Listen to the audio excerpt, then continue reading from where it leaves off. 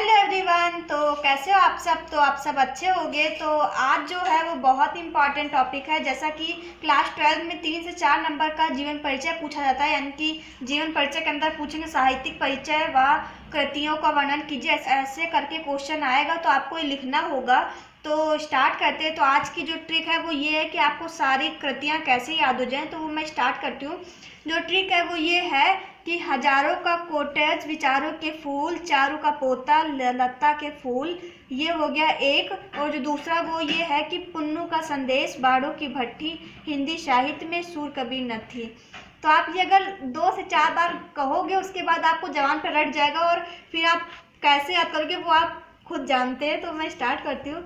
जो यहाँ पे हजारों है इसका मतलब ये है कि हजारी प्रसाद द्विवेदी की प्रमुख रचनाएं, यानी कि आप भूलें ना कि किसकी रचना है, तो ये इसलिए है।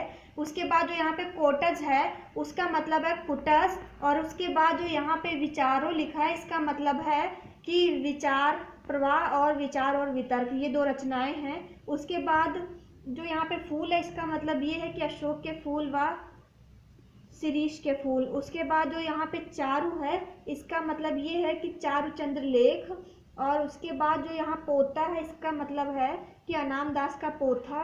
और उसके बाद जो यहाँ पे लता है इसका मतलब है कल्पलता। और इसके बाद जो शूल है,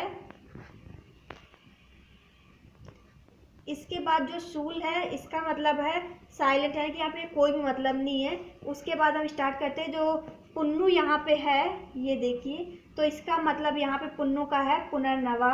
और यहाँ पे स्टार्ट करके मैं दिखाती हूँ। तो यहाँ जो संदेश है इसका मतलब है संदेश राजक। और यहाँ बाड़ों की भट्टी का मतलब है बाण भट्ट की आत्मकथा। और यहाँ हिंदी का मतलब है हिंदी साहित्य की भूमिका।